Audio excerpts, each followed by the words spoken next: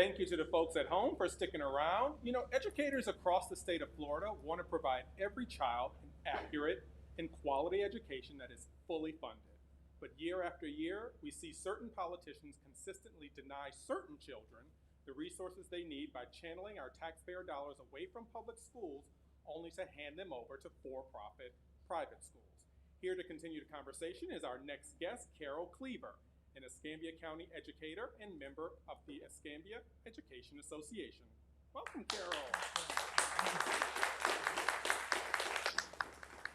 So, Carol, you've seen firsthand how our teachers, librarians, and school board members have come under attack as certain politicians try to turn parents against public schools. And as an educator still in the classroom, explain how certain politicians misrepresent, number one, misrepresent the funds that are allocated to a particular school district.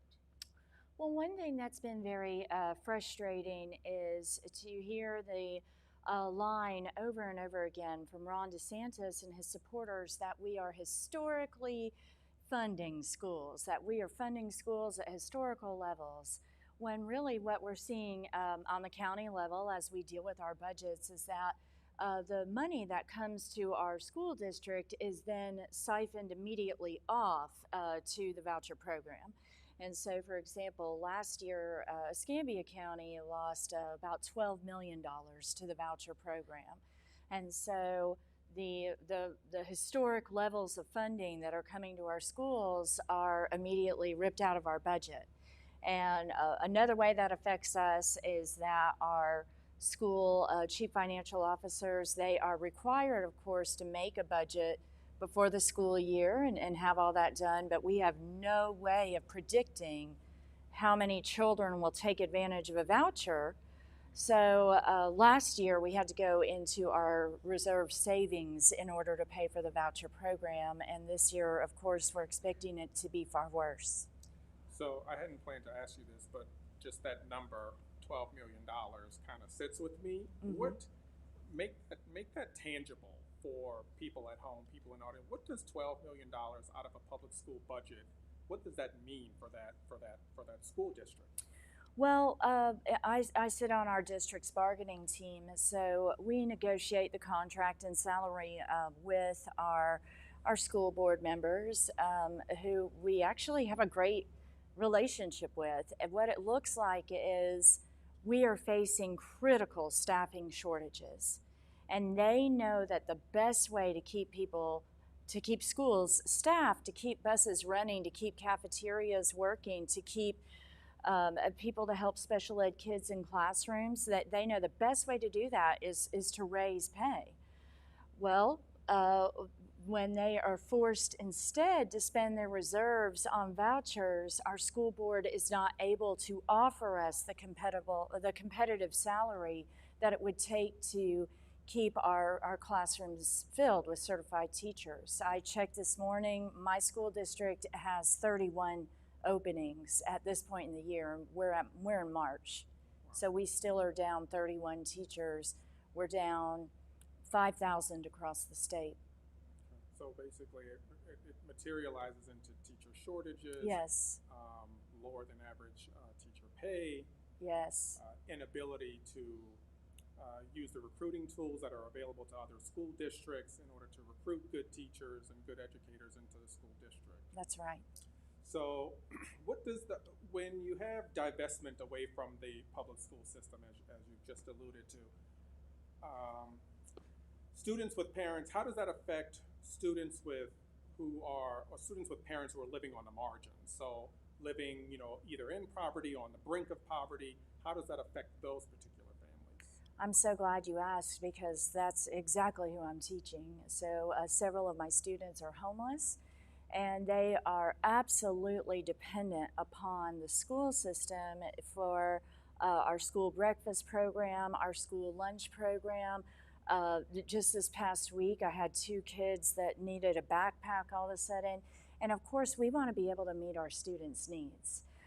During the pandemic especially, it was our school cafeteria that the entire Ferry Pass neighborhood, not just our students, but the neighborhood, could come and get free breakfast, free lunch, even while everybody was quarantining.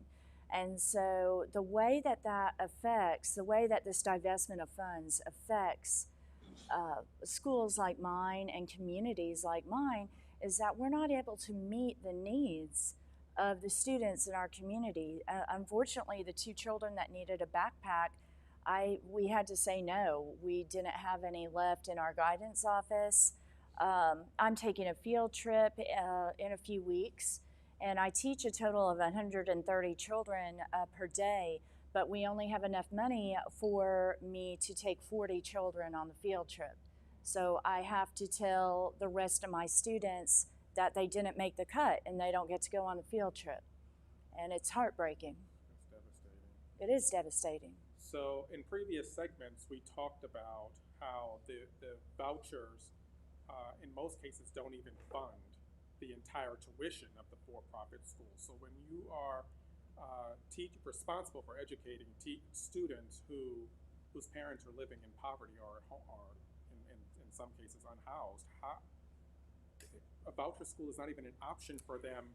Because I know some people would say, well, we're giving them this voucher school so they can go to a better non-failing school. But if there is an economic gap between the cost of the tuition of that for-profit school, these families that are just literally trying to make ends meet, they don't have, $3,000. Many of the parents of the children that I'm teaching don't have cars. So it is difficult for them to even come to our own school when we have literacy nights and, bingo for books nights. It's difficult for them to even come to our school, much less drive, to some different neighborhood to take their child. They are dependent upon the school bus system so that their child can have access to education. And vouchers is just something that in no way would help any of the children that I'm teaching. And you are still in the classroom. Yes, sir. Mr. Hottenstein is still in the classroom as well. When a student returns, have you had instances where a student has returned from a voucher school or a charter school or a for-profit school where they have returned and you recognize that they are behind the rest of their peers? Every year, many times. Really? So just last week after spring break, I had a student that she had begun our school in August and left shortly before Christmas break, and she is back now after spring break suddenly.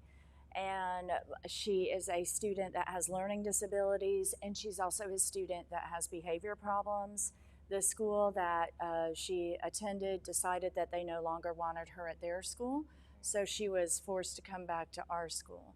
Her learning disabilities have not gotten any better, of course. Her behavior problems have not gotten any better, but she lost 3 months of learning in the public school system where she did have an individualized education plan and where she did have a behavior plan. She lost those things for the months that she tried out a voucher school. That's just one example of many where they've come back and we're responsible for their test scores, yet during part of the year they might have been in a school where the teachers don't have to be certified.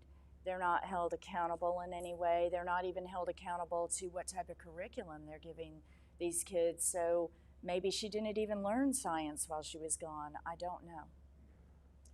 So then it makes you wonder, after everything we've heard, what is making the politicians up in Tallahassee even consider this when we're hearing the horror stories of when kids go off to these voucher schools? What are some of the ethics concerns for politicians who sit on the boards of some of these for-profit schools? We've been trying to raise the alarm for a long time about ethics concerns. Manny Diaz is a great example. He was connected to Academia College and Doral College and a charter school company, and he oversaw a lot of legislation that financially benefited him. He is now the head of the Florida Department of Education. Richard Corcoran, another one whose family were paid lobbyists for the charter school industry. His wife, I believe, sat on the board of 3 different charter schools. He was also rewarded by, he was our previous head of the Department of Education for Florida, and now he has been granted, now he's president of New College and is drawing in a salary, including benefits, of almost $1 million a year. The previous president of New College made a fraction of that. And to my knowledge, Mr. Corcoran has never taught a class in his life. And There's finally, serious ethics concerns. and finally, let's talk about how these voucher schools or these for-profit schools are not required to take students who even would apply for, to go to these schools. They're allowed to discriminate if it's a religious institution. They can say we don't want gay students in our Right. school. So talk about how these schools can discriminate from students even if you want to send your child there. We've been hearing a lot of and seeing a lot of terrible stories. It's especially dangerous for students that have disabilities. There's nothing that says that this school has to honor their individualized education program, their IEP. And like Edwina referenced earlier, that many times these, just newly built, unaccountable strip mall schools don't have the resources that are necessary to teach children with disabilities. It's very, we found cases of the school contract says that if you have parents that are part of the LGBTQ community, or if you yourself identify in that community, you will be kicked out. You will be asked to leave. So we have extreme concerns about equity when it comes to these types of schools. They're not accessible to everyone. Carol Cleaver from the Escambia Education Association, making us all feel great. Thanks for coming today. So sorry. Thank you. And when we come back, we'll take questions from the audience and maybe even a few questions from the viewers at home. Stay tuned. We teach kids to dream big for their future, to be the next Jane Goodall, the next Oprah, the next Sonia Sotomayor. But now kids have learned they don't have to wait, and they're making our future better. Let's have their backs. Fight for great public schools for all. Gen Z brought us TikTok, mom jeans, and this word. But there are bigger trends we can thank them for. Passionate activism, better awareness, and more acceptance for everyone. These kids want to keep moving the world forward. Those who want to silence them want to take us backwards. So get involved and make sure our kids are getting an education that empowers them to make a better future.